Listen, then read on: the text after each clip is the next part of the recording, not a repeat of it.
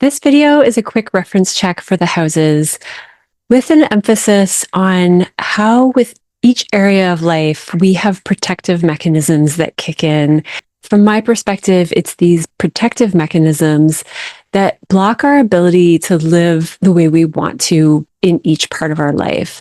I will go through the details of what each house represents, and then a second slide for what it means to work on an area of our chart, what it means to work on planets being there, and give a few examples. This is a very limited and abbreviated list. It's just meant to give a general idea, and there will be much more in depth another time.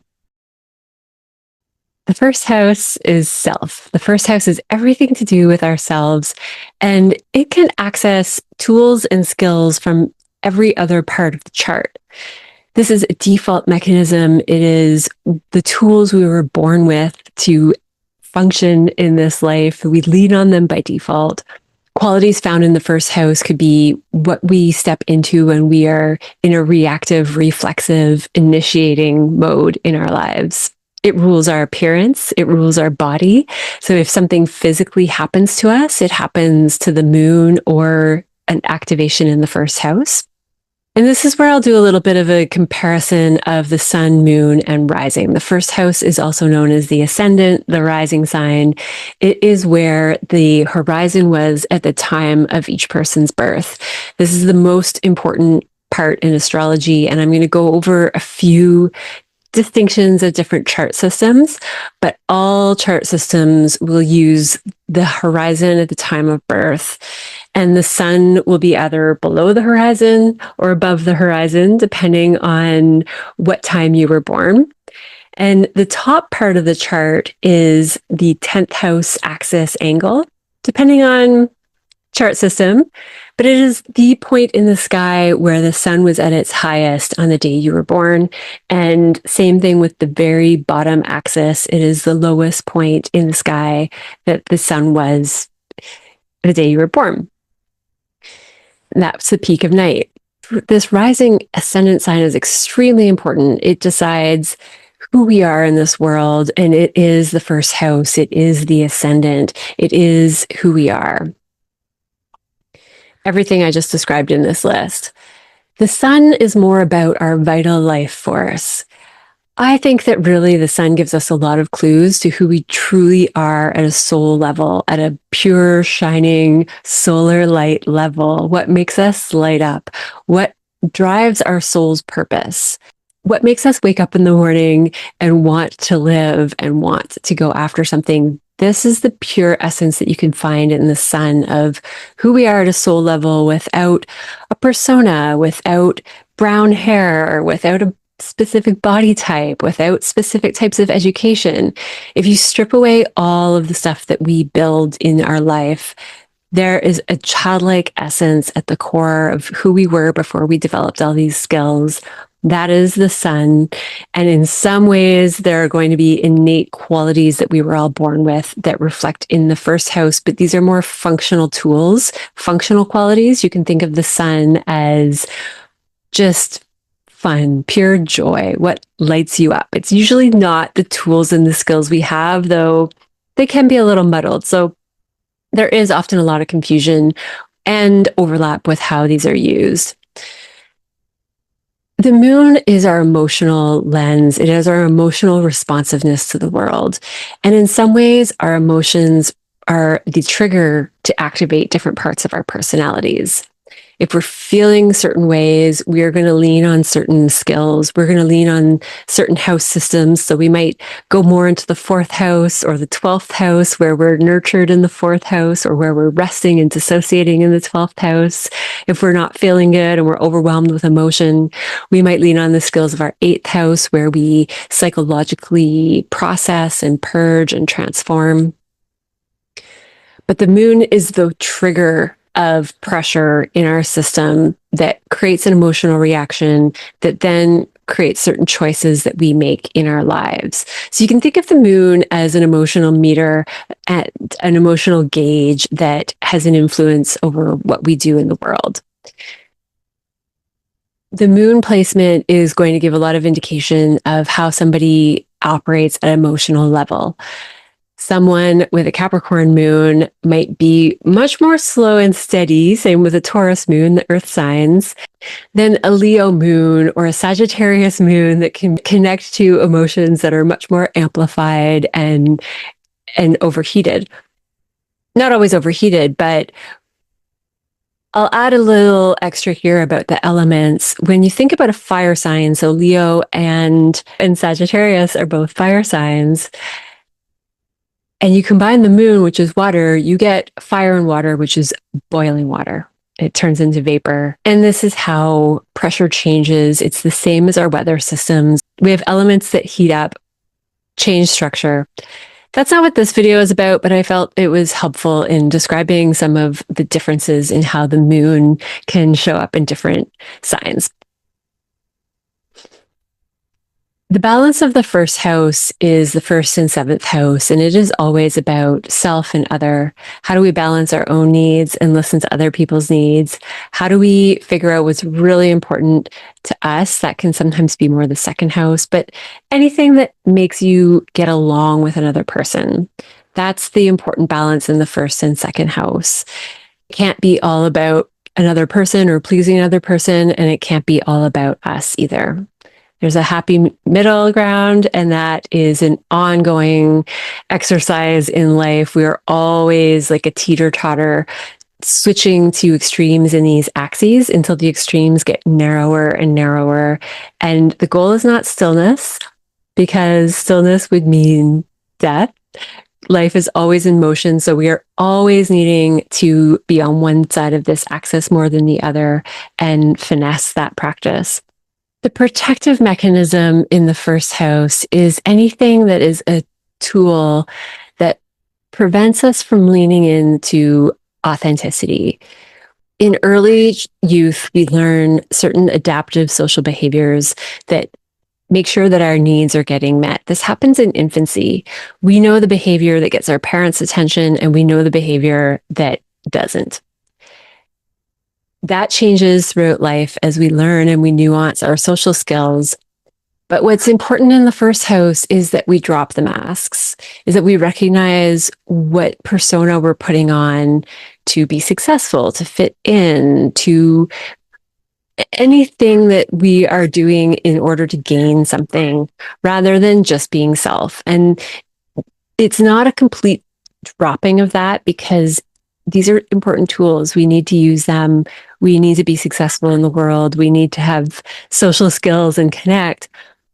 But we need to be consciously aware of what we're doing and when we're doing it and why we're doing it. And that's the goal with dropping the protective mode in the first house. If we feel really at ease at a party and a social event, we're not trying to talk too much. We're having a good balance of listening and conversing. We're not boosting up our image to be seen a certain way. There's a gentle confidence of being present in the moment and being laid back about how we show up physically in the world. Our bodies here can also be a really strong message of where we're holding on to emotional pain. Because this is the first house and it rules our bodies, I want to touch on that if you are experiencing physical pain of any kind, there's an invitation to learn more about energetically what you're holding back, what you're masking, what you're pushing down emotionally, what you're not wanting to look at, what you're afraid of. These could be more eighth house topics, but because the body really speaks loudly when it's overwhelmed with emotion and it's not getting looked at, I just wanted to touch on that as far as the first house. Protective mechanisms, it can be pain.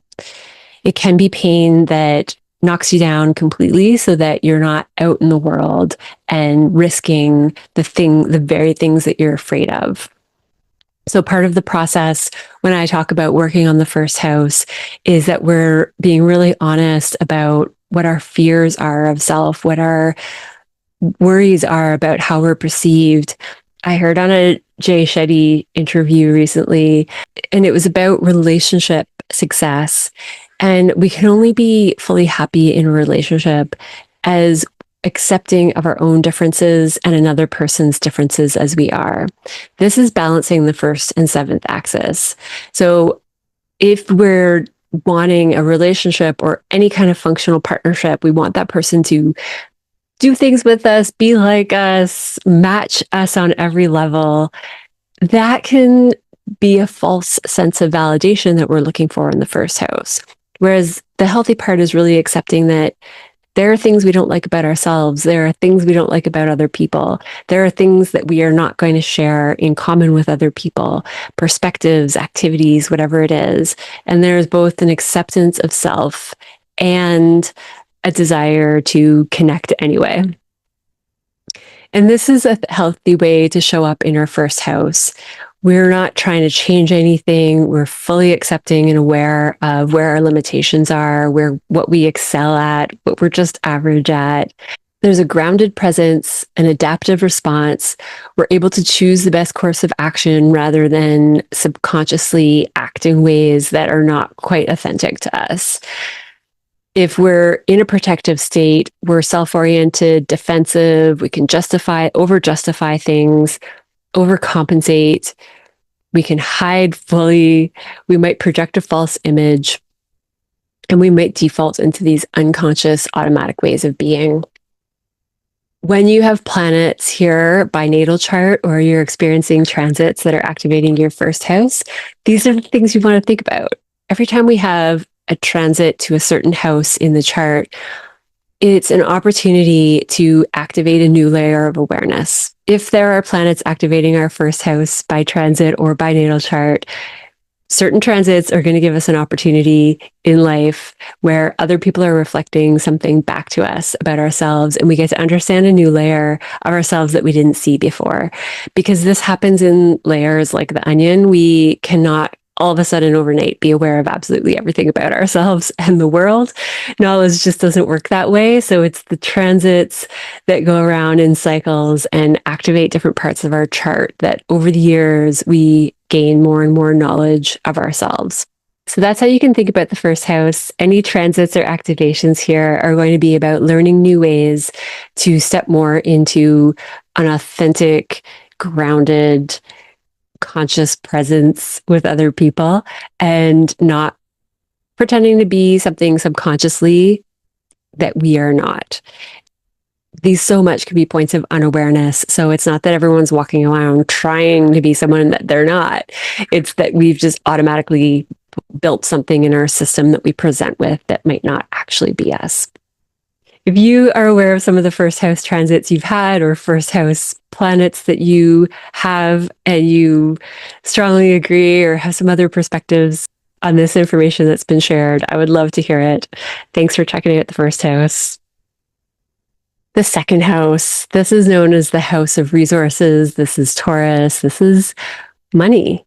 It's assets, possessions. It is how we value ourselves and the things that we value in the world. It can be attachment or non-attachment to possessions. It is what we eat to nourish our body and the sound of our voice. When it comes to Taurus and 2nd house, these are things that we enjoy through our 5 senses. This is the physical pleasure in the world, and it usually comes, at least the way the world operates right now, it comes from money and assets and how we manage that. But in astrology, money and assets are actually an energetic frequency. When we have a strong sense of self-worth and we are managing our energy in a healthy way, so we are giving and we're tuned into other people and we give where we want to and we conserve our energy where we need to, and we do it with compassion and gentleness towards others, but we do hold a tight container for the energy that we embody, and we're not leaking it or we're not hoarding it too tightly and not giving any of ourselves and not connecting with other people. This is when abundance and money is in flow. This is when we can attract more wealth to us. So this is a house that's both energy and currency. And when it's in balance, it harmonizes with the 8th house, which is how we connect to other people's energy and other people's resources and how other people's assets can support us, how we merge with another person. If we manage our own energy well, we have energy to give. If we understand our values, what we really value, what matters to us, our own self-worth, then we can merge with others and not lose ourselves. And when we're managing our own resources well, we can better manage the gains from merged resources as well. When it comes to the protective mechanism, this is about feeling like we have enough. Whether we are in piles of debt or we have billions in our bank accounts, there can still be a feeling of lack and challenge or worried about losing things. And the reality is that most people will recover. They will maybe go through periods of not having exactly what they want in the material realm. And it can be really quite scary to have financial pressure, to have creditors and debt counselors and agents calling and not know how you're going to put the practical things of life together. This scares a lot of us. And even if we have a lot, we're afraid of losing it. We're afraid of messing up. We've been taught that we need to be responsible with money or whatever it is. The lessons and the baseline that everyone starts with is going to be very, very different. But the feeling is having enough no matter what we do. When we are in a protective state, there can be hoarding, scarcity, fear, over-attachment to funds.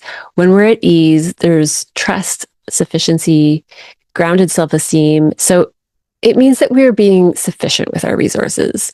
We're making conscious choices of what we want to spend our money on. We're not hoarding it when we're at ease. We know that we're going to spend a lot of money on things we really value that add to our life, that make it richer.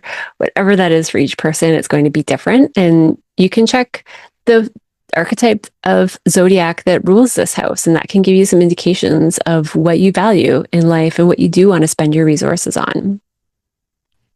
This is a part of the chart that can give indications of what to invest in. When you have second house activations, though, it is about how secure do you feel in yourself and in your own energy in the world? Are you really clear on what you have to offer and what value you have in the world? Because everybody has something special and a value to offer. It doesn't matter what your story is, who you are, where you are in the world. There's something that you're adding to another person's life of perspective, of connection, of comparison.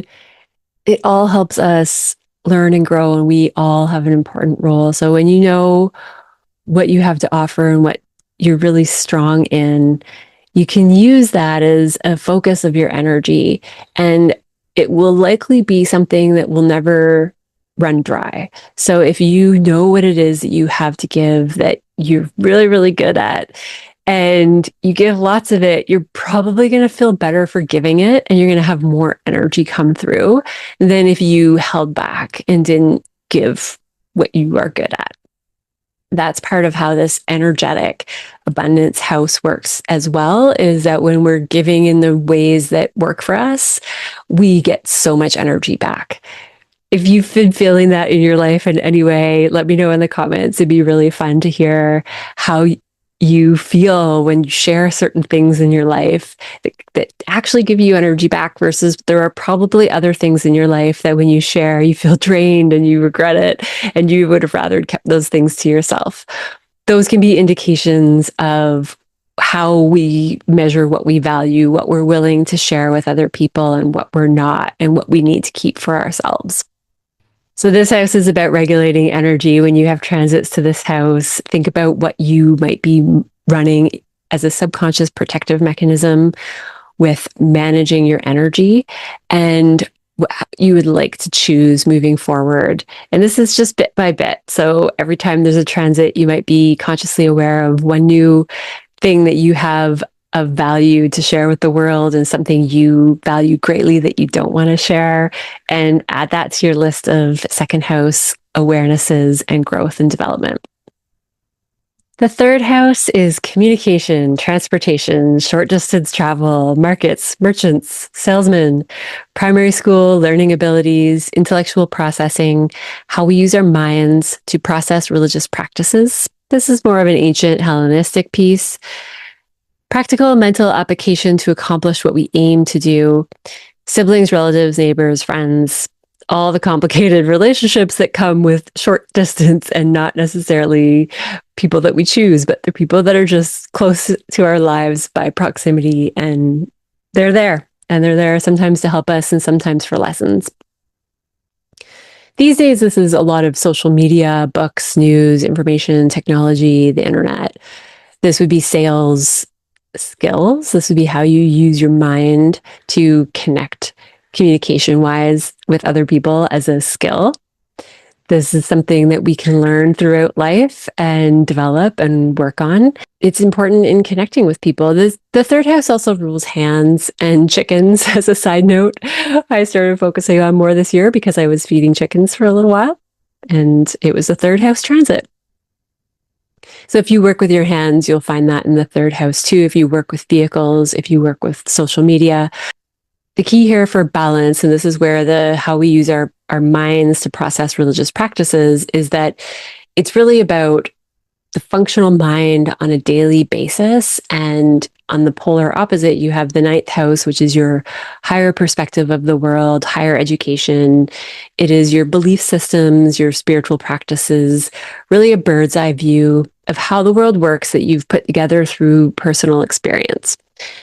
But those personal experiences are processed every day in the third house. This is how we learn. This is how we take in knowledge. So if you have a photographic memory, you will find that in the third house. If you have challenges remembering things and your short-term memory is challenged, you'll find that in the third house.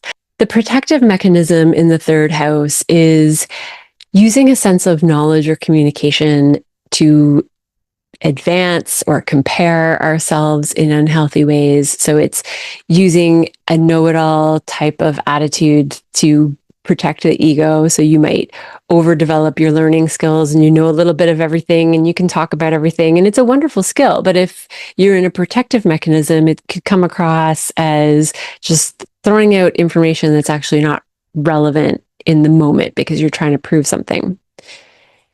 If you're in balance in this house, you are going to be taking in information in a way that's not necessarily feeding your ego. It's going to be useful in some way in a conversation or in selling something or getting your point across, connecting with neighbors, connecting with siblings. In a protective state, it can also be overthinking, anxiety loops, hiding behind facts, rigidity in facts. The rigidity part is if you're really stuck on your information is right without an open, curious mind, which is more when your protective mechanism is at ease. You have clear communication, you're curious, you're open to new information, and you're non-judgmental of how other people think. And that's part of the curiosity and open to new information part. So when you have transits to this part of your chart, you could be actually enhancing your communication skills. But for most people, it's going to be an opportunity, something's going to show up in the physical world where it's an opportunity to reflect on how you're communicating and an opportunity to unblend from anything that feels like a false mask of knowledge and communication. I talked about this in my fifth house video about how to shine. I will link that in the description below. But I think often about how we are designed to be parrots. We're not so far off of parrots. We learn to talk from mimicking and repetition. And once we establish certain speaking behaviors, they're deeply embedded in how we communicate. This happened to me when I was in my 20s. People call it Valley Girl. I had a friend who spoke like that, and I developed a Valley Girl accent, as they say. It was really, really hard to eliminate, and it took me probably a decade of conscious focus to eliminate using likes a lot. And I still do when I go default back into my friend communication when I'm not thinking about making videos.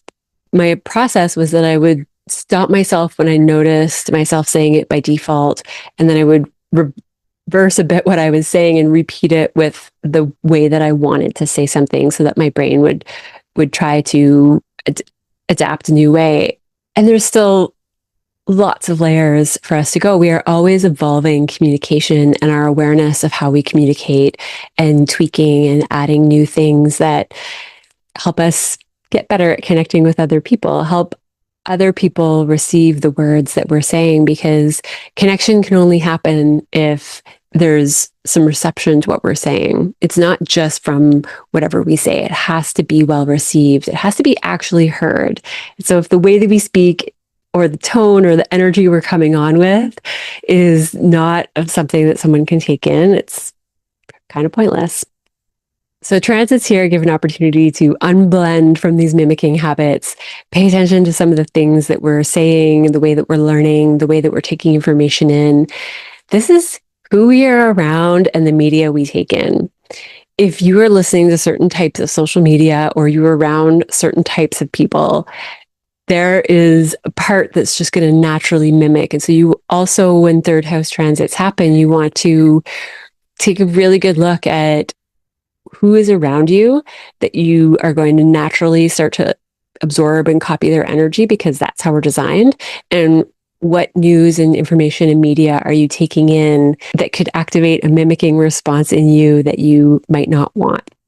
So this is a great house for transits to really practically analyze when we're in protective mode with our mind, when we're shutting down, when we're in mental loops, and adding gentle, easy tools and surrounding ourselves with good people and good media that we want to mimic to improve and move forward in this part of our lives. But I would love to hear if you have been aware of a third house transit or any communication work that you're doing yourself.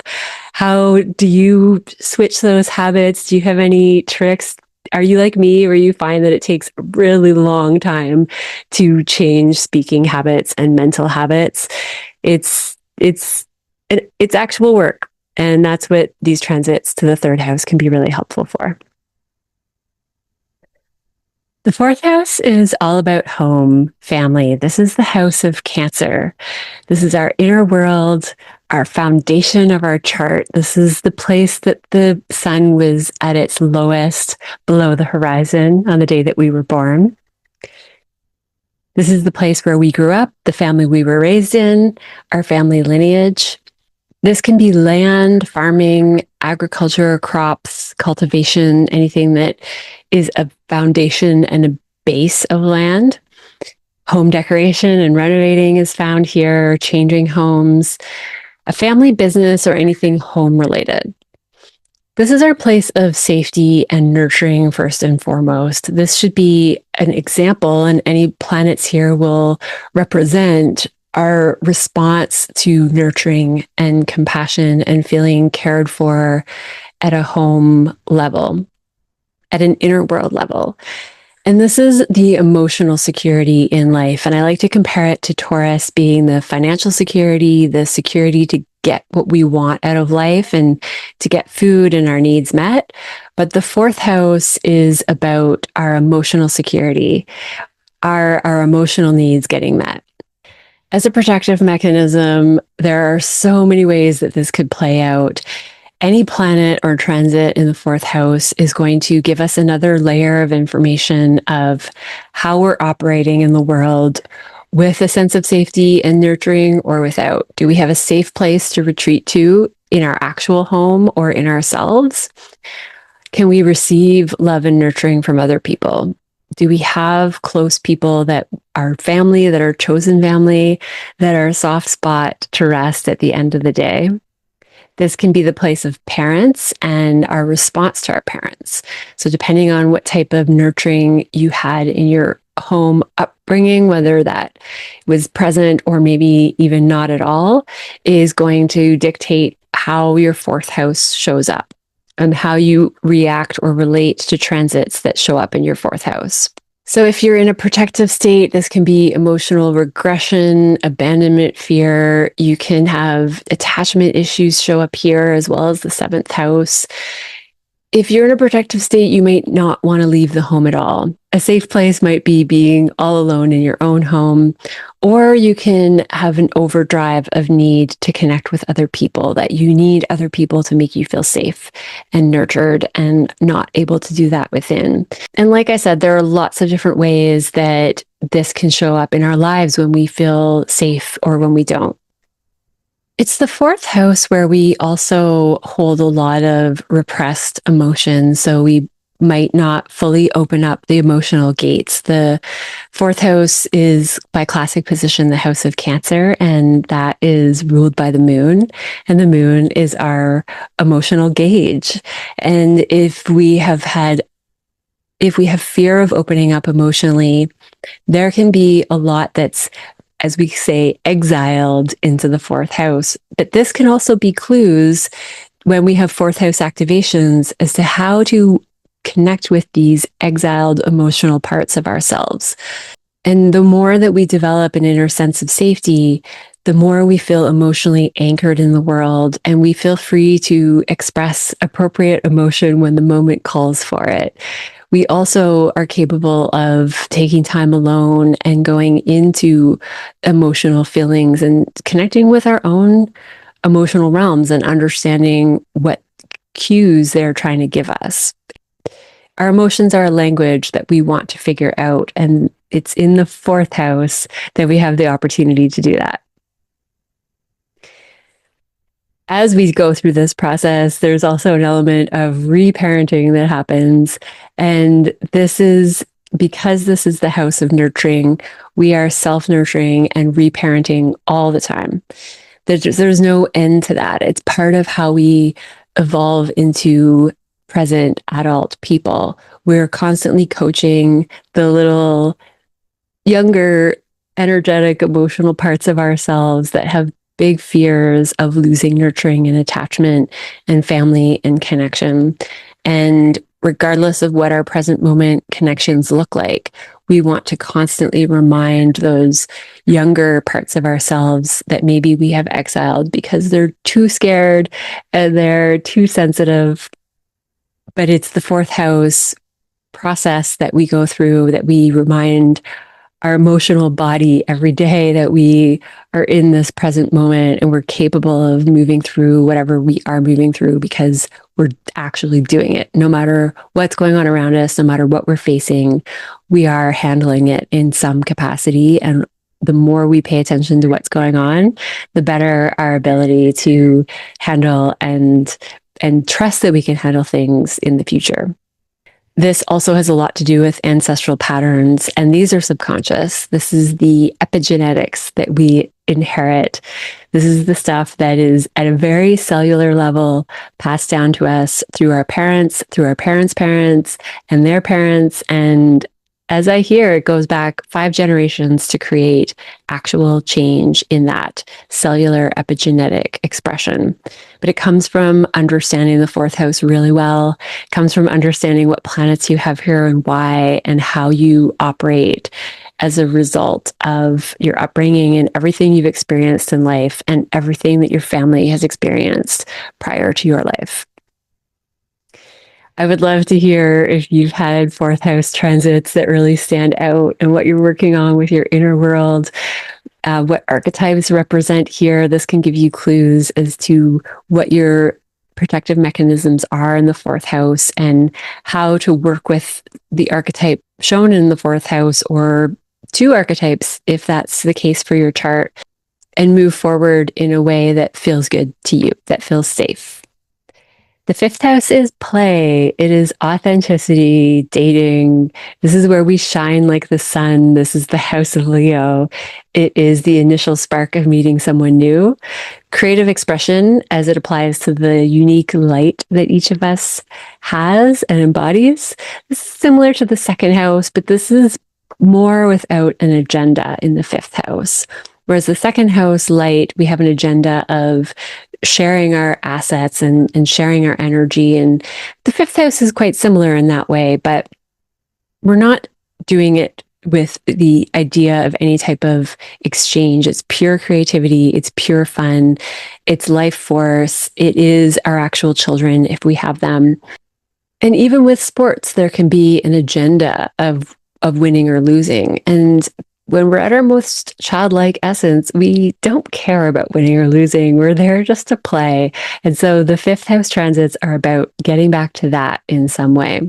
As a protective mechanism, this joy can get blocked. We can have shame around joy. We can have blocked creativity. We can feel like we're not good enough. This does connect to the second house in some ways. But if anyone was ever shamed for doing something that was fun and joyful, but somebody in that moment didn't think that it was appropriate or it wasn't helpful, or sometimes some people having fun makes other people that can't have fun feel really bad about not being able to access their own, and then they can put shame on someone else for that. And in some ways, this connects to the fourth house, where we need to feel safe first in the fourth house, and then we can really open up this creative self-expression in the fifth house. The work that we do to get to a healthy, fun place with this part of our chart is about feeling alive and having authentic self-expression. So transits here can show us where we're having fun that's not actually pure joy essence fun. So we might go out and play sports, but it might actually be about winning and feeding some sort of validation. Or we might create art, but there is, again, an agenda.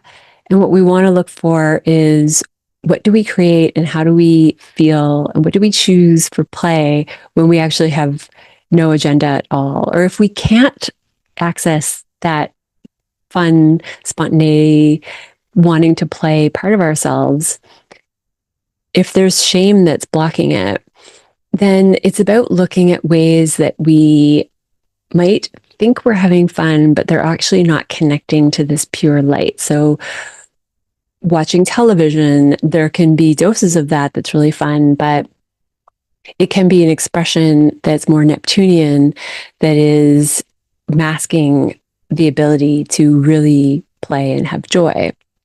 Any kind of dissociative behavior can be like this. If we're going out and partying and celebrating, but we're drinking and we're not fully present, then that's another way that we are compensating for not actually being able to tap into this presence of authenticity and energy and creativity that we just are, and we're just good enough the way we are. We don't need to entertain ourselves or to win a sports game or to be intoxicated to tap into this energy. That's what we want to focus on when we have transits to this part of the chart.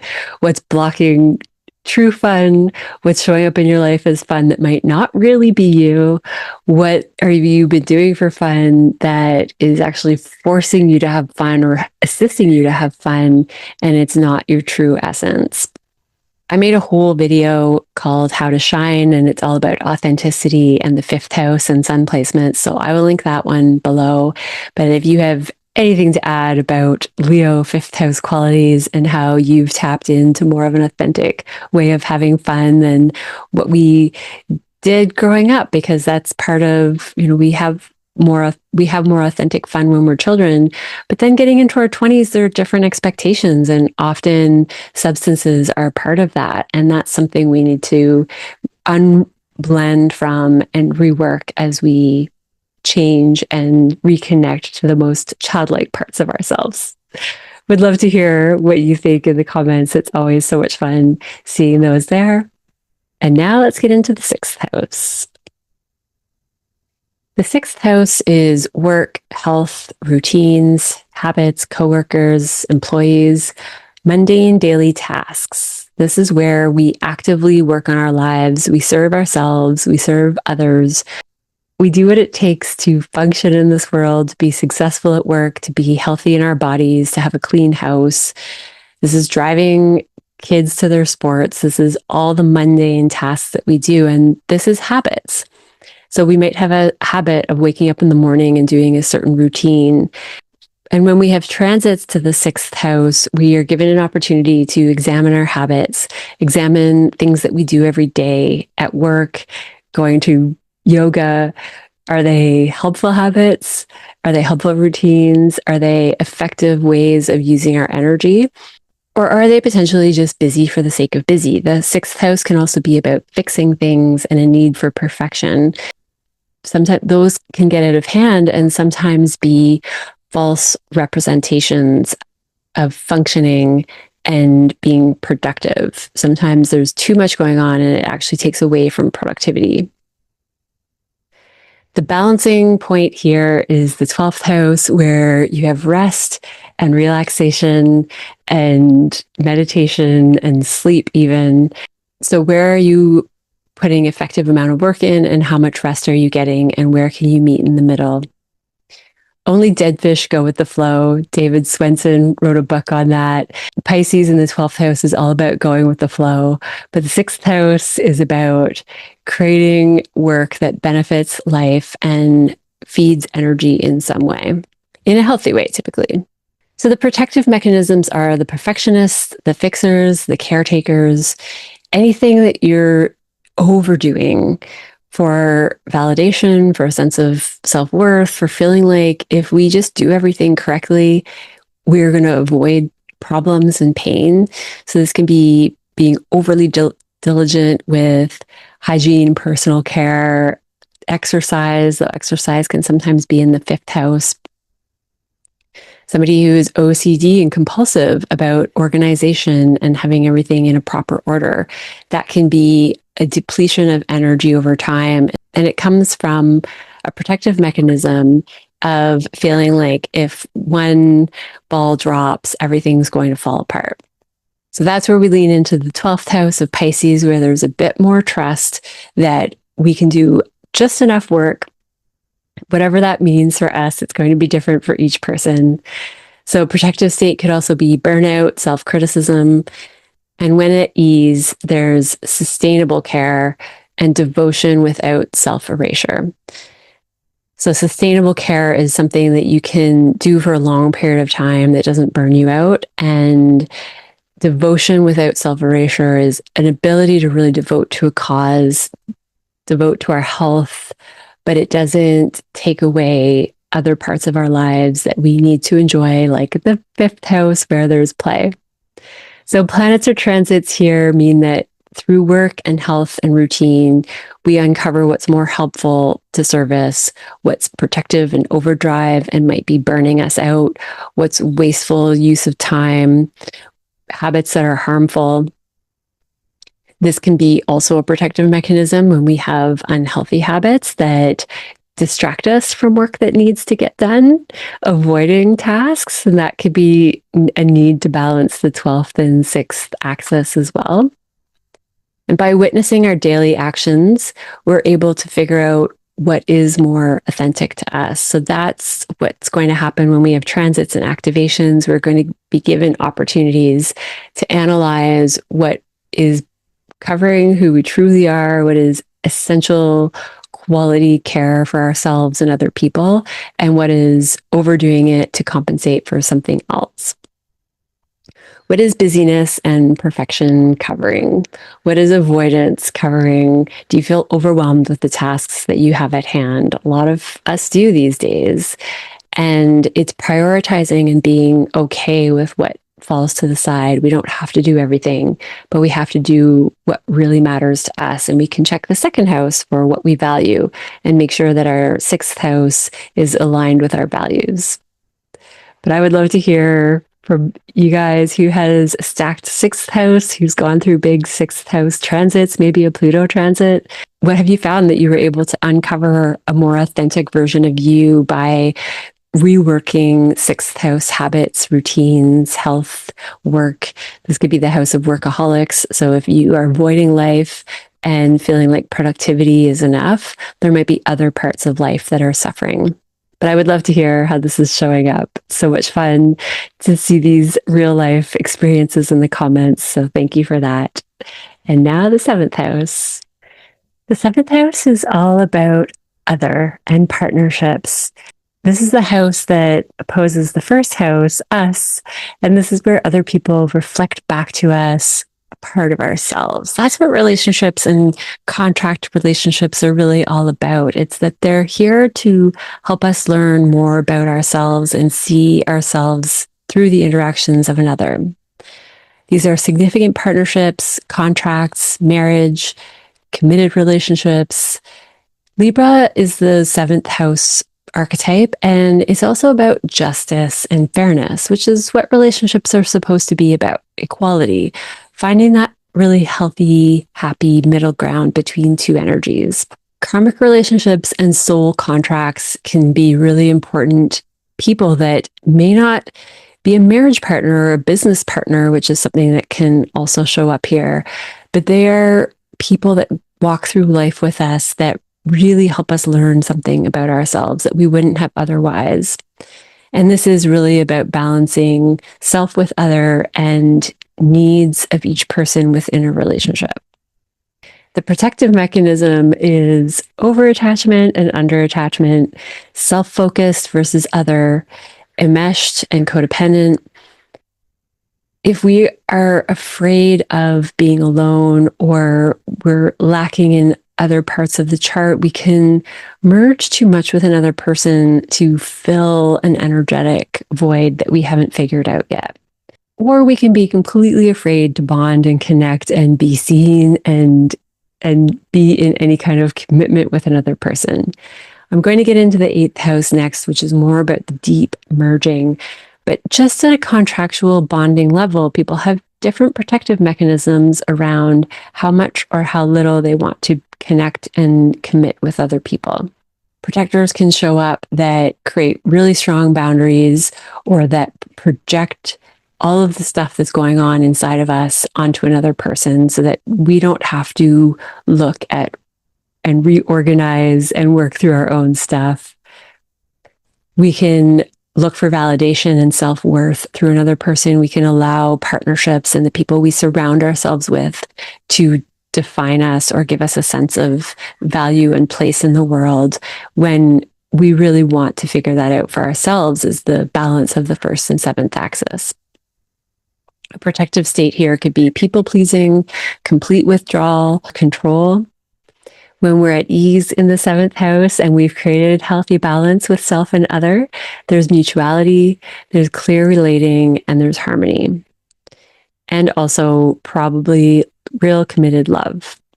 Transits and planets here help us see that other people are our mirror. They help us understand ourselves better. They reflect qualities that we wouldn't see if we were just functioning alone, because we see more of ourselves when we're integrating with another person. When we're talking, we can reflect on what we've said. We can reflect on how we feel. And here we want to completely unblend from other people. This is the process of being interconnected where we connect, but we still have very separate autonomous parts of ourselves and parts of another. This is also where we can observe and listen and understand what another person is saying and truly understand another person without being energetically shifted or involved.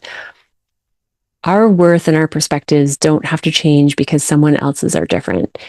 The key with the 7th house partnership is that we want to make things functional for both people moving forward in these connections.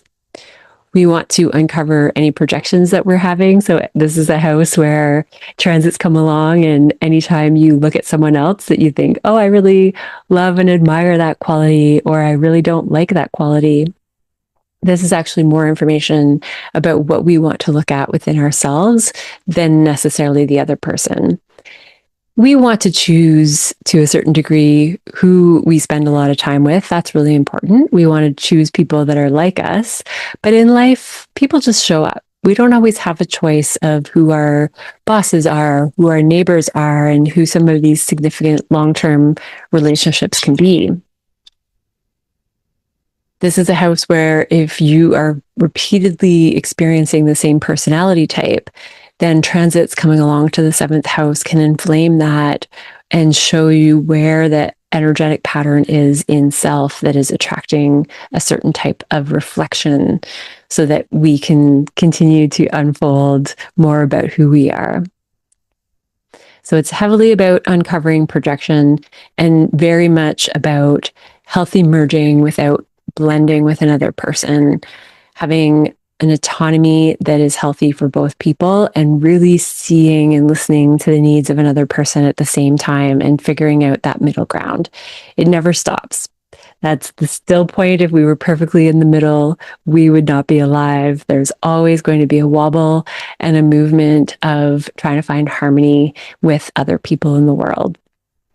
When transits come along here, we might be more aware of how we are overly protective or overly merging with another person, or overly needing someone else, or just relying on ourselves too much. But I would love to hear how this shows up in your life. Have you had a seventh house transit? Do you have a lot of seventh house placements? Does any of this relate to stuff that you've been going through? It's so much fun to hear the real life experiences in the comments. So thank you for being there. And now let's get into the eighth house. The eighth house is where we go deep. The eighth house is merging with another person in deep intimacy. Even more importantly, it is about our own psychology. And it is when we merge deeply with another person that we see more about our own psychology. It doesn't always have to be merging. It can just be our own psychological psyche deep dive, understanding our subconscious, transformation, understanding our fears, anything that is taboo. This is Scorpio. This is everything that is under the water. Support from others. This is financial support from other people's resources, energetic support as well. Merging energy and finances. Reversals. This is sudden reversals. This is the house of purging and healing and letting go and death and birth and rebirth. This is Pluto. This is Scorpio. This is where we go through major energetic transformations. It all happens here. The eighth house can get activated in any other part of the chart, but it is through the eighth house that we focus on what's psychologically going on for us and how we want to look at our own psyche and subconscious and how we want to transform. An eighth house transit, though, is going to automatically give us situations in life that bring up emotion, bring up more clarity of something that we didn't see in our subconscious, and allow us to purge. When we merge with another person, there's a bigger evolutionary, energetic thing and bond going on. And what it really means to open up to another person is to accept the shadow sides of ourselves, which are the sides that we just don't want to look at or we don't want to share with the world, and accept that in ourselves and in other people. I find this in global experiences as well, that when things show up in the world politically and they inflame, there are opportunities for us to see what was always going on under the surface, but something dramatic will happen and it will end up in the news. And this is an eighth house inflammation where we realize the dark, shadowy stuff that's been going on without our full attention the whole time. And then we have an opportunity to create change. So it's the reflection of ourselves in another, and that desire to merge that is an evolutionary ingredient in change, because our desire to bond forces us to grow and evolve and deal with difficult emotions, deal with fear and obsession and jealousy. These can show up in the eighth house, things that we don't want to feel, that we don't want to look at. And that can be with death and birth as well. Some people don't want to look at either of those, but it's not always about birth and death. It is all the little deaths of ourselves that we go through life as we energetically change, and the rebirth and the rising and the power that can come from facing our fears. When we experience something that we've been afraid of, we realize it's actually not that scary because we've been through it. We know what to expect. As a protective mechanism that could be blocking us from understanding more about who we really are, we have protectors here, sometimes called firefighters, that block us from this ability to tap into these parts of ourselves that are too shamed to open up. The grief is too big. The fear is too big. The loss is too big. Something that we enjoy that is taboo from society, that has been shunned, and maybe these are completely not socially accepted, but they're still real parts of a human that need to be looked at. Sexual, financial, and emotional merging. This can happen in ways that are really healthy or destructive. So if we are overly merging and masking our own pain with sex, money, and addiction to other people, then that's a protective mechanism that's blocking us from the true eighth house essence, which is really being able to sit with pain, grief, jealousy, and understand that it is an important message for steps that we want to take in our lives moving forward. Jealousy, for example, is something that a lot of us don't want to feel, and we might push people away that we are jealous of, but it's such an important message of understanding what we want out of life. We want what that person has, or that's envy rather. Jealousy is more that someone could take something away from us that we want or have. And the reality is that there's always something else that we can go after that's a good fit. So we want to look at what jealousy and envy are telling us about ourselves and not be afraid of those emotions.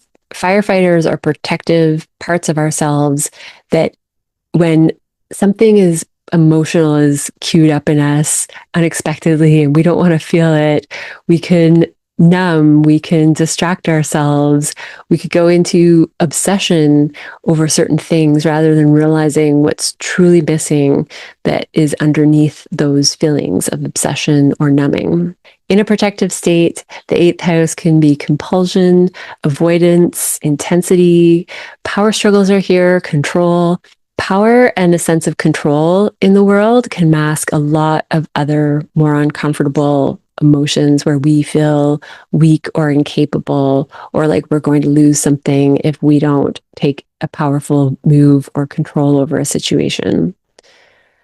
When this house is at ease, when we've worked on another layer, there is comfort with emotional depth. There is resilience that develops around being able to experience painful things. And this is the pathway to deeper intimacy, richer connections with self and with other. So planetary transits here can bring up all of the psychological upheavals. I like to say it can project our psyche and subconscious onto a movie screen in front of us so that we can see what's actually going on. We need to take time to get comfortable with uncomfortable emotions in this house. And if we're afraid of something, if we're feeling obsessive desire, if we're feeling compulsive behavior, we want to lean into that enough to understand what's underneath about ourselves that needs something else to mask, that needs to go after something. Pluto is our planet of the most desire that we want to chase in the world. And if we strip that away, who are we? That can be a place where we find more authentic presence and calm peacefulness in ourselves. And just to emphasize, it's not about avoiding or stepping over any of these emotions. There is no spiritual bypassing in the eighth house.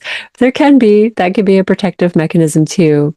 It is about not being afraid of the pain that we carry because we're human, and that's part of the program.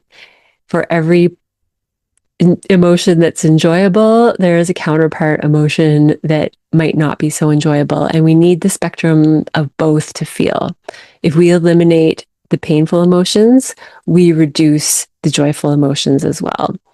And there can be different levels of comfort that we do want to operate in a more balanced, content, happy state and not be striving for some of the more exhilarating emotions that can leave us crashing.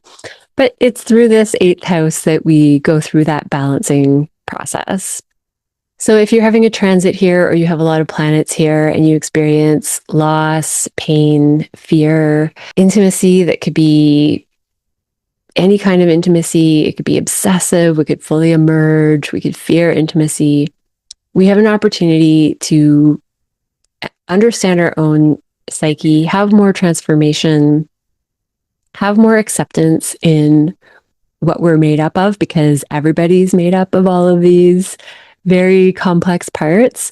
And there's an opportunity for transformation, and it comes from acceptance, maybe even peace. We don't need to run from parts of ourselves or hide. And then we have more acceptance and love for other people who also have shadowy eighth house parts, that someone else can show up in fear and jealousy and obsession. And we don't have to run from it because we don't run from those feelings in ourselves. That brings us to a life of more presence, more peace.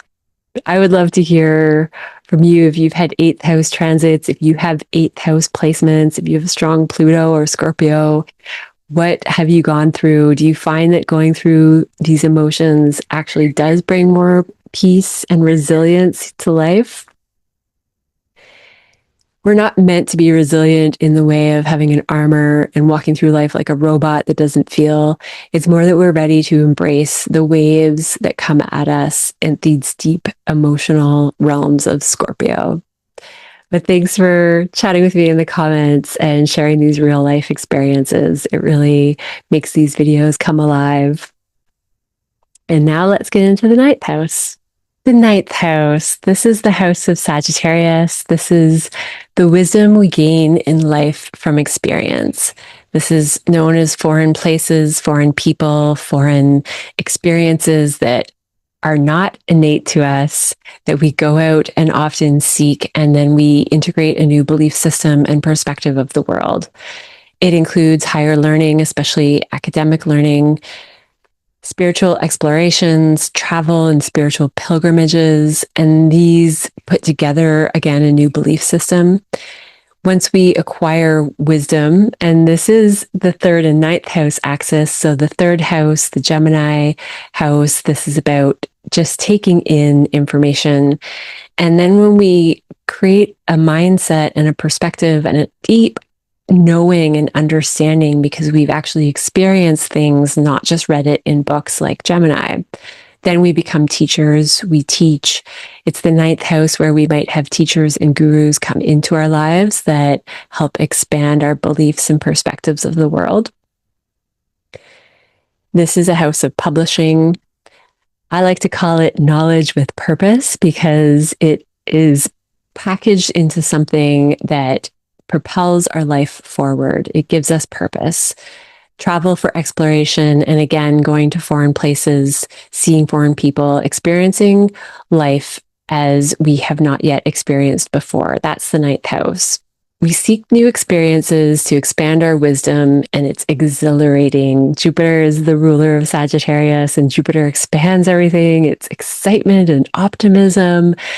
This is also the Fool card in tarot, where you're just leaping off a cliff with very small amount of supplies with you, if any, and you're just going for it.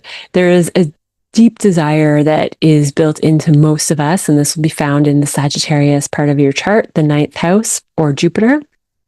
And this is the desire to figure out what this life is all about. What is the bigger picture all about? What is the purpose?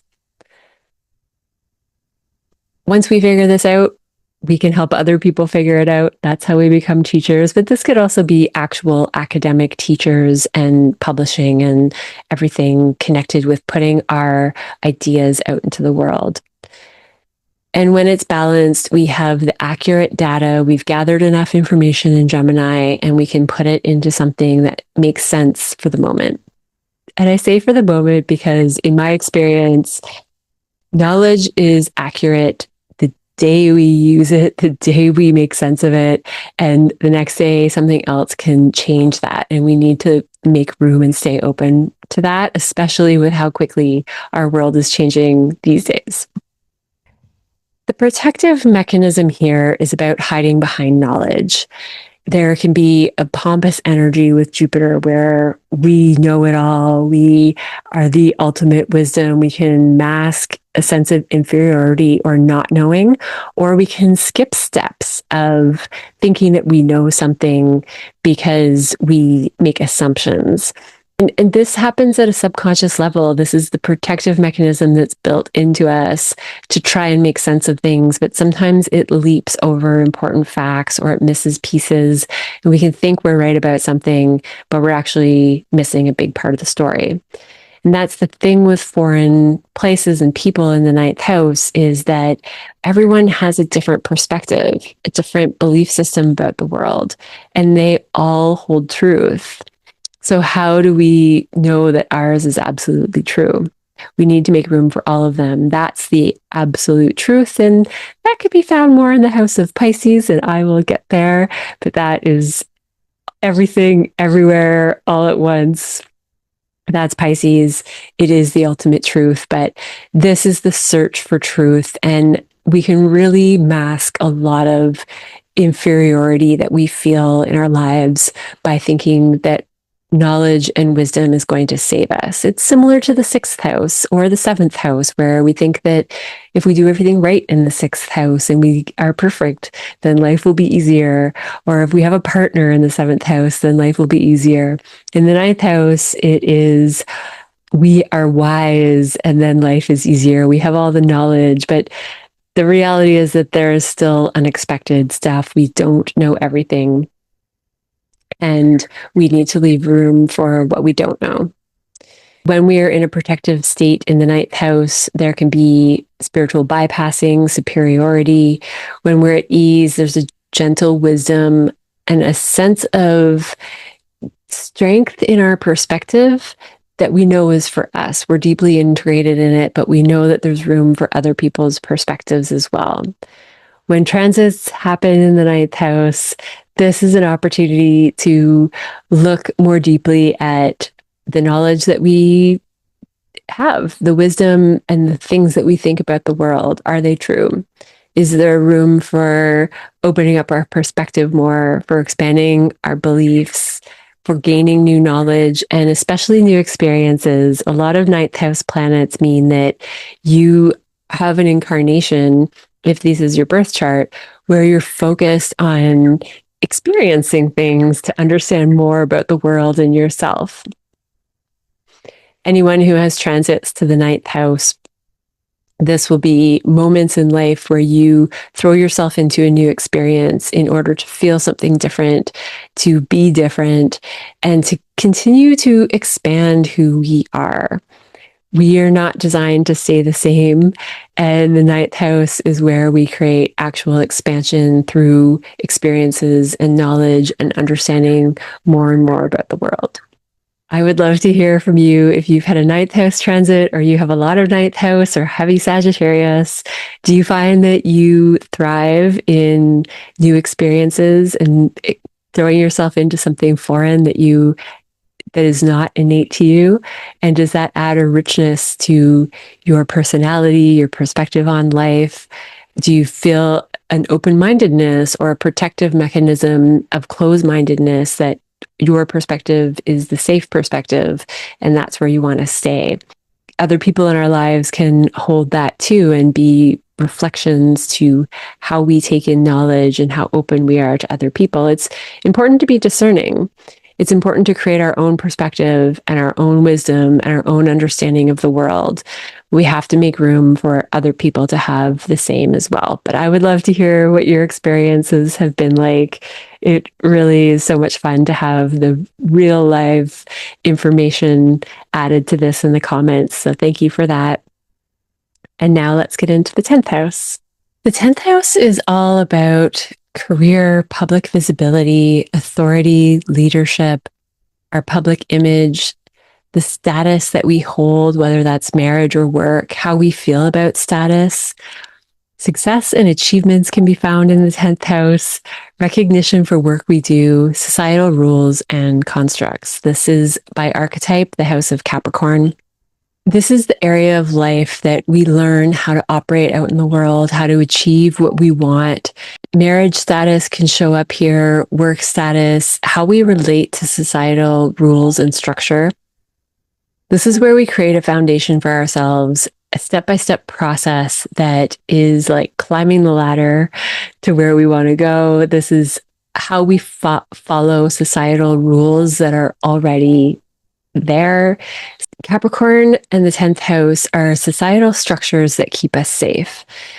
There's some gray areas and blending where laws can be in Libra, where we're looking for equality, and systems can be found in Aquarius and the 11th house as well.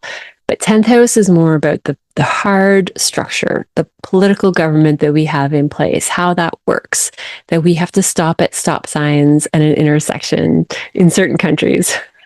Other countries are smarter and just have roundabouts and yield signs. But regardless, these are traffic structures that we have in play to create a safe system that's functional. And functional is the really important word in the 10th house. How does it get us to where we're going? That's another way that our roads can actually compare to the 10th house. And it's not the road itself, just to be clear. It is the rules that we live by to get what we want done. And that's where the 10th house connects to career, is that there are certain processes to succeeding in a career, to building a business, to building a company. There's steps and strategies. This is a house of strategizing, similar to Virgo, yet this is more about how to keep moving forward and keep climbing up the ladder. The 10th house can also represent father and authority figures. So these are bosses, grandfathers, fatherly figures, people that usually are rule creators for us in some way. The protective mechanism is achievement and success at the cost of other parts of life. There can be a masking of self that if we have enough acknowledgement and public attention and leadership, if we have power, which is another place that power can show up, though the 10th house power is different than the 8th house power. This is more about leadership and authority. How do we deal with authority in life? Do we reject it? Do we embrace it? Do we have a very conscious connection to authority where we know that certain rules are good to follow and other rules we want to question and push and try to create change? When we're in a protective mechanism, we might have parts that want us to be workaholics, that are shame-based and make us feel like we have imposter syndrome and we don't deserve to be in the positions that we're in. When we're at ease, there's a purposeful contribution to the world and to our work. We work with integrity. We have a balanced way of working with superiors and people in positions of authority. We know when we need to conform and when we need to step up in our own authority. But the 10th house really does rule our own authority in all ways. So transits here are going to help us see where we can step into a very strong leadership role in some ways, but it's more about having an autonomy to get to where we want to go in the world. We don't need to just follow another person's steps and process. We don't need to have a boss telling us what to do. In some cases we do, and that's completely fine. But the transits here, or if you have planets here, it means that you're going to be figuring out a more true sense of self through uncovering any challenges that you have with following the rules, with following authority, or with being able to take your own stance on life and in the world and get to where you want to go in career and acknowledgements, not even necessarily from the public, but what is it that matters to us to go after in this world? And how do we acknowledge and recognize our own success for following the steps, for doing the hard work? Capricorn is ruled by Saturn, and you may have heard of Saturn returns. These happen every 30 years. There's also the square and the opposition. And these Saturn transits that are really powerful, they give us a new relationship to adulting and to taking responsibility for the actions that we do in the world. Responsibility is another big term that applies to the 10th house. where are we stepping into a healthy amount of responsibility? Where are we taking on too much responsibility? Are we taking on too much responsibility because we feel like something is lacking? And if we take on more, we will feel stronger and more capable.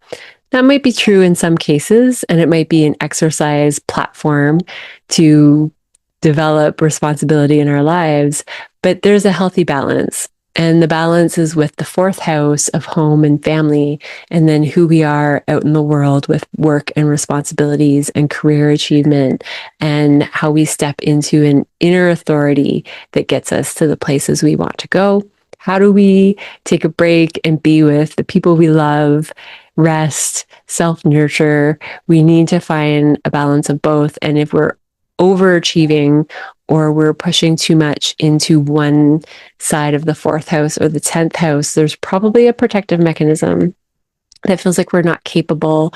We are not strong enough. We are not old enough to take on this leadership position or this self-authority. There are all these child versions of ourselves that get stuck as children. And we, at least I do, I forget that I am a 45-year-old adult at this point in my life, and I'm the one that has say over everything I do, whether I act according to my own rules, other people's rules, whether I'm being successful or I'm lacking self-nurturing. There's a responsibility that we grow into year by year as we grow, that we know that we are accountable for what we do in the world. So this is work responsibility, but this is in a healthy way. This is not to protect or mask a sense of not being able to do something. And when we have a healthy balance, we're also not fighting for authority. There's a quiet inner way that we step into life, that we step into a leadership role, that we step into the work that we do in the world. And we can do it with a gentle confidence and not necessarily pushing our way into a place that could come from a true sense of imposter syndrome and overcompensating for anywhere where we feel lack. People can also have transits or natal placements that, as a protective mechanism, inhibit the ability to step out in the world and take authority and responsibility for the things that we do. We want a lack of responsibility, and that feels safe to stay in that more childlike role. I think most of us wish that we could go back to the non-responsibility that we have as children, but there's a lot of good that comes with the autonomy that we have when we make choices that are right for ourselves. We work towards goals that we want, and we have the success that matters to us and the achievement in the 10th house because we followed a strong foundation and we got ourselves there. I would love to hear how this shows up for you. Do you have 10th house placements? Do you have strong Capricorn? Do you feel like you have a easy or challenging time following rules and creating success for yourself, or creating a sense of responsibility and honoring that for yourself? It can be a house of wonderful achievement, but there is work and it does take time, and there's a system usually in place that we follow to get there. And it's a great thing when we achieve because we've put in all these steps. But I would love to hear how this is showing up in your world. Let me know in the comments. It's so much fun to hear the real stories there. And now let's get into the 11th house. The 11th house is community, acquaintances, allies, people that are working towards similar goals, networks, audience, business clients. This is a system without a center. This is our nervous system. This is the internet. This is humanitarian projects where we create societal change. So it is Aquarius that is the archetype for the 11th house, and Uranus is the ruler. And this is about breaking the mold in Capricorn. This is about knowing in Capricorn in the 10th house which old structures need to go. And Aquarius is about creating that change. often with like-minded people. We usually rally with people that feel the same way about certain humanitarian projects and changes, and we step into those changes together. It can also be autonomous. Aquarius is known for being radically different, for being the observer of the crowd, for being able to stand away, sometimes even to the point of feeling isolated, for having different perspectives and being different. But there is such richness in being able to have this bird's eye view of what's going on in the system. There's interconnectedness here in community, but these are looser acquaintances. They are not your tightest, closest friends, nor are they your most long-standing partnerships. Those would be in the 3rd house and the 7th house.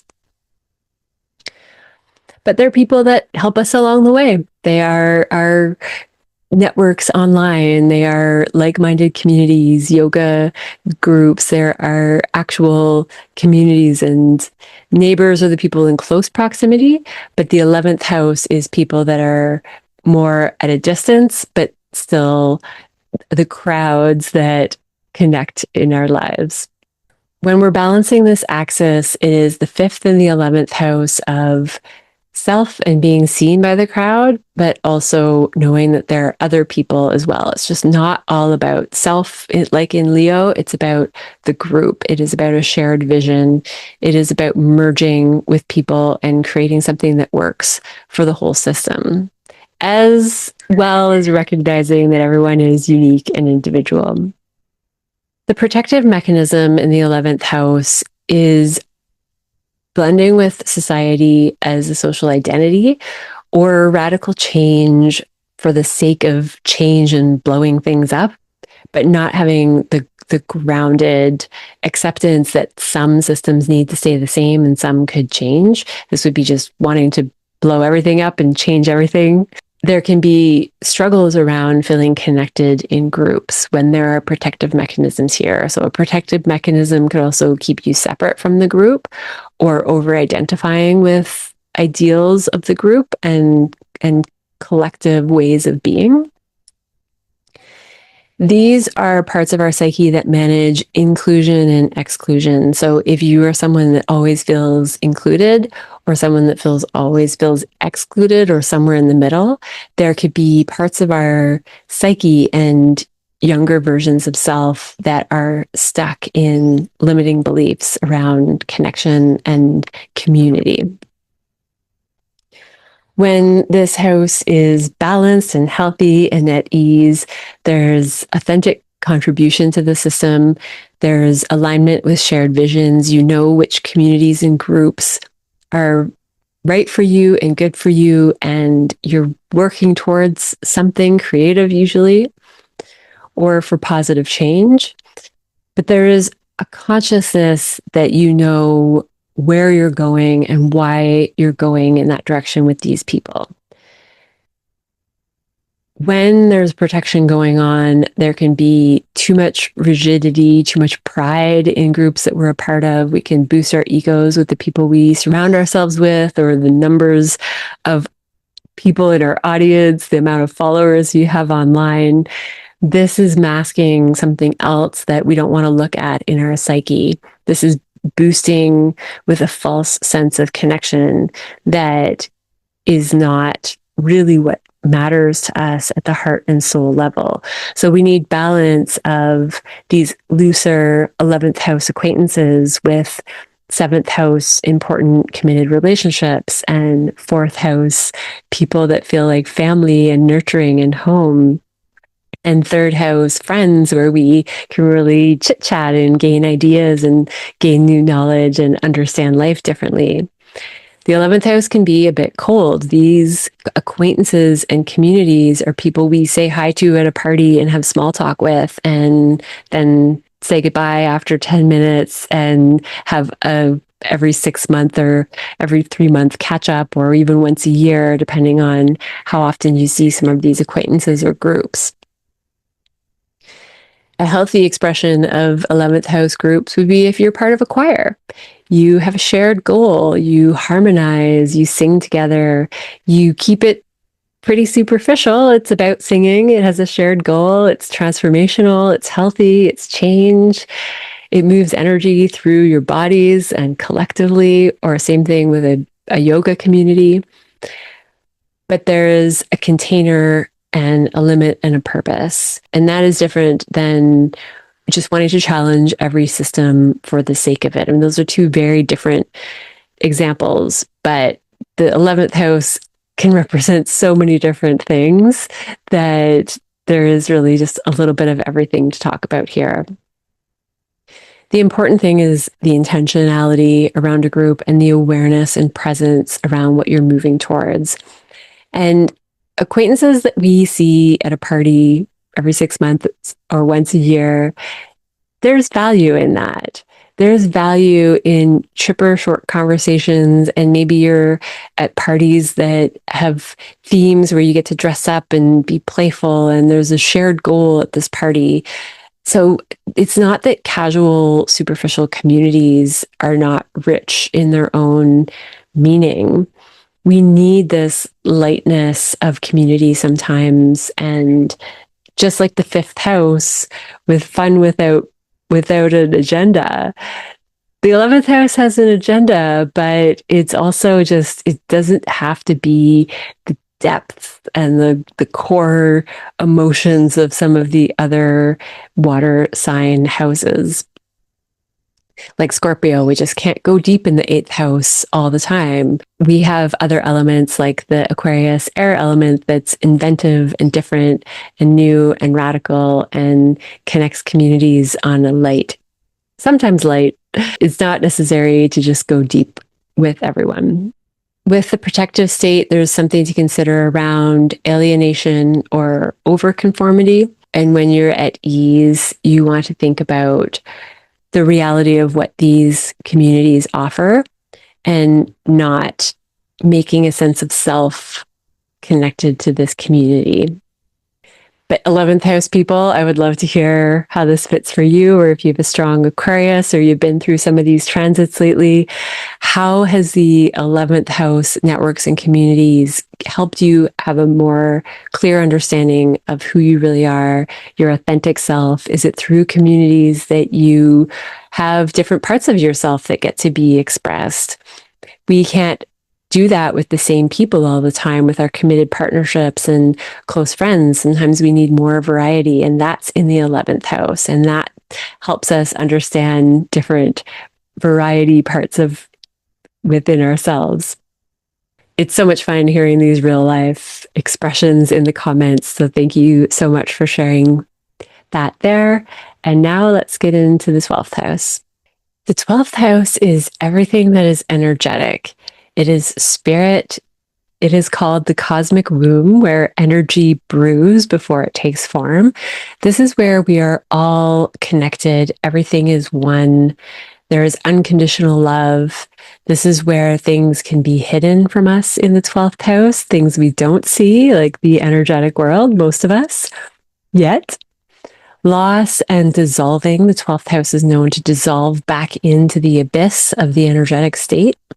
The 12th house represents overseas, faraway places, rest, retreat, escape, dream, illusion, fantasy, institutions separate from functioning society. So this is everything that is opposite to the 6th house, where we work and we function and we are of service to the world and ourselves. And the 12th house is everything that's separate from functioning society. That can include hospitals, prisons, monasteries. Unseen realms include particulate matter and anything we don't see, also the universe.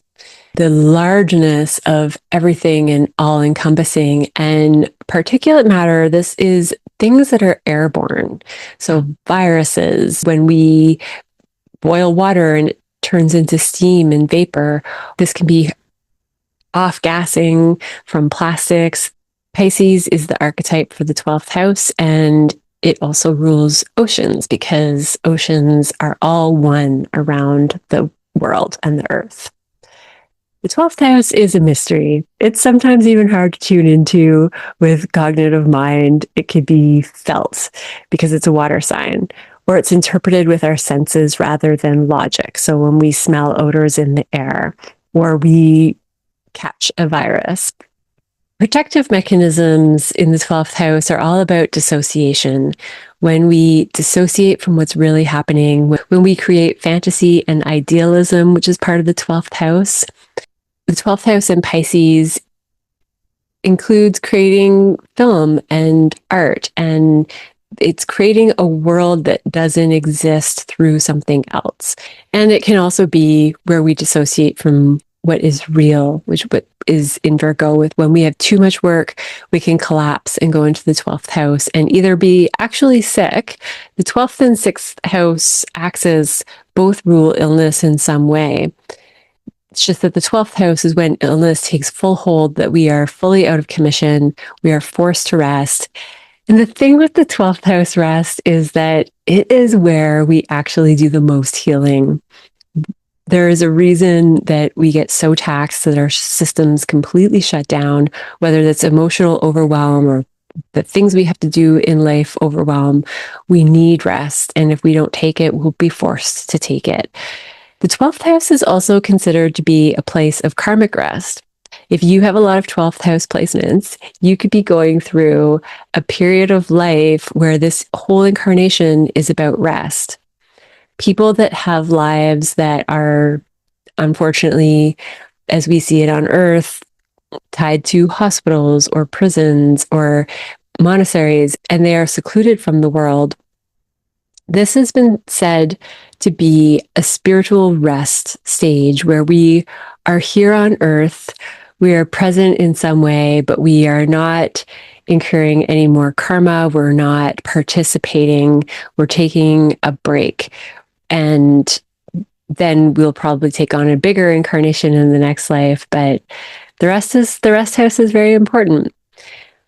But the key with the protector part and the dissociation and the avoidance of life, this could be spiritual bypassing, where we just want to embody a positive energy without acknowledging the struggle and the work and the real practical parts of life.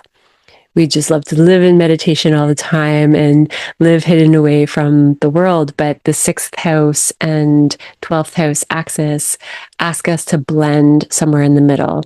When we are at ease, there is compassion found here, surrender, integration, unconditional love. This is where we really go with the flow of life, and we trust that we're being guided in the best place for us, even if it doesn't feel like it in the moment, even if it feels messy, that there's a higher, more purposeful story playing out that is important for our spiritual path. And that's the 12th house. It is all about the spirit side of ourselves. The 12th house is also where we could talk to spirits if you have Mercury in the 12th house, or if you meet somebody and you have 12th house synastry, there can be past life connection at an energetic, deep energetic level with that person.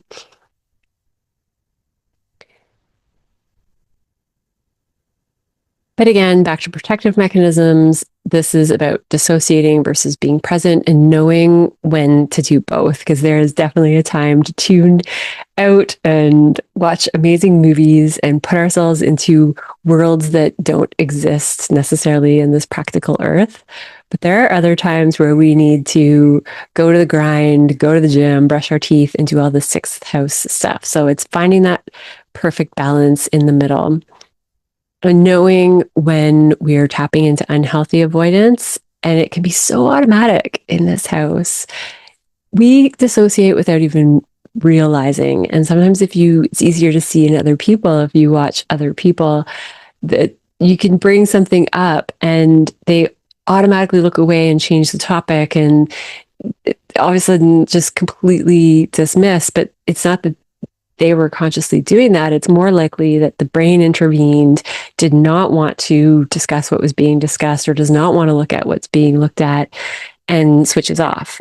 And this happens with other dissociative experiences as well. We can all of a sudden feel extremely tired when we're trying to do something, activates a part of our psyche that feels uncomfortable. And so work, for example, if we have imposter syndrome, we're feeling shame, we don't feel good enough, every time we go to do work, we could suddenly get really tired and our brain just wants to shut off and dissociate because that action creates an uncomfortable emotion and perspective of self. So it's catching these dissociative moments. It's knowing when to step into a spiritual, energetic place and when to work in the world and in that Virgo sixth house part of our lives. But as difficult as Pisces and 12th house energy is to tap into, I would love to hear how this plays out for people. Do you feel this protective mechanism kick in? Do you have a lot of strong 12th house placements or have gone through a big 12th house journey or strong Pisces? It's so much fun to see your comments below and a sense of what's really going on in real lives. So thank you for that. The house systems are an ongoing conversation about which ones people prefer, which ones people find more accurate. This is going to be a breakdown of what I have found interesting and important over the years to make distinctions over why to use some over others. And really, they all apply. They all work. Astrology is an interpretive art that is based on clear scientific rules, scientific being that they have been studied for millennia. Life is never separated into 12 perfect pies where we experience something in one part of our life and it doesn't affect the other part of our life. Usually, multiple parts of our life are blended and activated. What is the same with all house systems is the ascendant. The ascendant and descendant is the horizon at the time of someone's birth. The MC and IC, the midheaven at the very top of the chart, and the Imam Kali at the very bottom of the chart are the points where the sun traveled the highest that day and the lowest. So noon and midnight. Everything else, aside from those lines, which we refer to as the angles, is somewhat made up in astrology. People have just decided how they're going to allocate the rest of the chart and create this 12 house system. Whole sign is the most ancient Egyptian form. It starts the first house at 0 degrees, and the ascendant, which is the horizon, and descendant is marked in by markers, usually using ASC and DSC. The first house, which represents self, will start at 0 degrees of that archetype. So if you have Libra ascendant at 17 degrees, your first house will be Libra at 0 degrees, and that will represent you. With Placidus, equal house, and Porphyry, they all start the first house at the degree of the ascendant. So if you are a 17 degree Libra, everything before 17 degrees, 0 to 16, will be your 12th house. Everything after that will be your first house, and that is how you can have potentially more degrees beyond 17 degrees that would then be in Scorpio, and you would have a blend of Scorpio and Libra in your first house. So whole sign is 30 degrees each house, each archetype. It is the most ancient. Porphyry would come next for historical use, as well as equal sign house system. And equal sign is different than whole sign house. Equal sign, like Porphyry, starts with the ascendant being the cusp, is what we call it, the marker of the first house. The cusp of the first house would be at 17 degrees Libra, and then each house would have a cusp of 17 degrees in each succeedent sign. Equal house and whole sign both allocate even 30 degrees for each house, but equal house will start on the ascendant degree and whole sign will start on 0 degrees. Porphyry will start on the actual degrees of the ascendant. It will use the actual degrees of the highest point of the sun, the midheaven, and the lowest point of the sun, the Imam Kali, as the 4th and 10th house cusp. After that, Porphyry will divide each quadrant equally. So you will have 3 equal divisions in each of those quadrants. Placidus came along later, and when Placidus was created, the intention was that if the degrees of each house all the way around the zodiac were more specific, that would give planetary placements more emphasis on those house cusps. So we refer to the cross in the middle as the angles, and the cusps are referred to the beginning of each house around the 12 houses. What I found really interesting was that Placidus gained popularity, as Demetra George describes in her book, only because that was the text that was readily available at that time. That was all that people could resort to.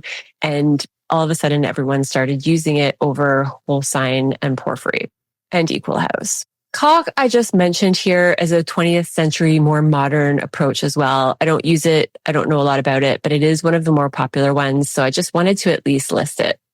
The key with tropical approach to astrology is that tropical means that we are basing the chart on the seasons. It is not actually based on the constellations. The constellations are used as an archetype to describe certain seasons. In reality, the constellations are a mashed over mess of overlap. There is no division between Aries and Taurus, and there is no division between Taurus and Gemini. They overlap. They're a bunch of stars in the sky. So what I find the most interesting is that all of these house systems are essentially made up beyond the ascendant points and the highest and lowest point of the sun traveling that day. From my perspective, it makes more sense to divide those houses equally when we're talking about the seasons, because the seasons have a very equal allocation based on the sun's path that year. So to summarize, equal house is not the same as whole sign. The angles of the horizon and the highest and lowest points of the sun that traveled that day are the most important, because tropical astrology is based on the seasons. It is based on the path of the sun and how it divides our seasons into summer, spring, winter, and fall. Even in parts of the world that don't necessarily have seasons, there are transition points in the year of energy. Constellations and zodiac are used as archetypes to talk about the seasons based on the sun's path, not actual divisions of the sky that can be applied to charts. And Placidus gained popularity due to written text at the time, and in an attempt to give house cusps more potency. Whole sign does this, but it gives priority to 0 and 29 degrees of each house as it's beginning a house and as it's ending a house. And this will coincide with whole sign with the actual archetypes as well. And Porphyry, whole sign, and equal house were the original approaches used. I hope that this summary of the house systems helped you process in some way. It is based on the path of the sun. It's as simple as that. Because these house systems were created in the Northern Hemisphere, I was confused and I had a lot of questions. I wanted to know how this applies to the Southern Hemisphere. If we're talking about seasons and winter and Scorpio season, Capricorn season, it's very different in the Northern Hemisphere than the Southern Hemisphere. I grew up in Canada. I've spent the first half of my life in Ontario and 20 years in Vancouver, BC. And now I have been in Australia for a total of 8 months, 6 months this year and 2 months the end of the year before that. I was very curious and excited to put this to the test for myself. And what I did find is that when we're experiencing winter in the Northern Hemisphere and it's a time of rest and introversion, going outside less, doing less, there's Christmas holidays, winter break. The same thing's actually happening in Australian summer. It's too hot. Australians are complaining about the heat. They go to the beach to cool off. They stay indoors in air conditioning. They also have Christmas holidays. And it happens to be summer break for the kids where there's just more relaxed downtime. And Scorpio season was the biggest test for me. Scorpio season in Vancouver, BC has always been my hardest month. It is a time in Vancouver, BC where it could be 5 degrees, heavy rain. It gets dark at 5 p.m. I'm personally miserable from Halloween until Christmas. It's a couple of weeks leading up till Christmas. Once December rolls around, Sagittarius season, I'm usually feeling a little bit better.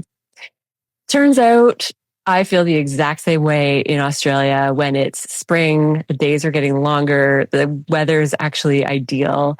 But Scorpio season crushed me psychologically. It opens up so much for me to process and work on. And I felt depressed here too, even though there was no reason based on the climate and how much daylight and actual sunlight and vitamin D I was getting. So for me, that was a really clear confirmation that these archetypes have some influence regardless of where we are in the world. Because of the path of the sun, we have different cycles of energy that carry us through the year. We all start the new year in January, March, April, depending on which New Year's you follow. And there's a momentum. There's an excitement when we hit that Aries season, and there's a natural cycle that progresses throughout the year. So I would love to hear your experiences, your perspective, your input, what you think about these different house systems. Have you traveled and followed astrology? And do you also feel the same way no matter where you are in the world, depending on which astrology season it is? Let me know in the comments. I will answer questions if you have them too. Just thank you so much for making these videos come alive. I have come to find that balancing the axes and balancing the chart is one of the easiest and very effective ways to use astrology. So if you find yourself on one extreme or the other, you want to think about all of the different house systems that I've laid out here and where can you find some middle ground. So first and seventh is about self and other. Where are we leaning more into our own needs? Where are we leaning more into others? Are we teetering too far on one side? Second and eighth is about self and other as it relates to values, energy, and resources. So when it comes to what we value, how we use our energy, and how we allocate finances between other people and energy and finances are one and of the same in astrology. Is that balanced? Are we taking more than we're giving? Are we giving more than we're taking? And each situation is going to be different, and it's going to call for a different analysis there. Third and ninth is gathering all of the information and relevant knowledge. And then what is relevant and purposeful in the bigger picture of things. That's the ninth house. How do we apply that knowledge? Third house, how do we gather that knowledge? Fourth and 10th house is inner home, inner safety. What does the public see in the 10th house? How do we go after what we want and put out into the world? So when we feel safe on the inside, the fourth house, we can go out into the world and be good leaders and go after what we want.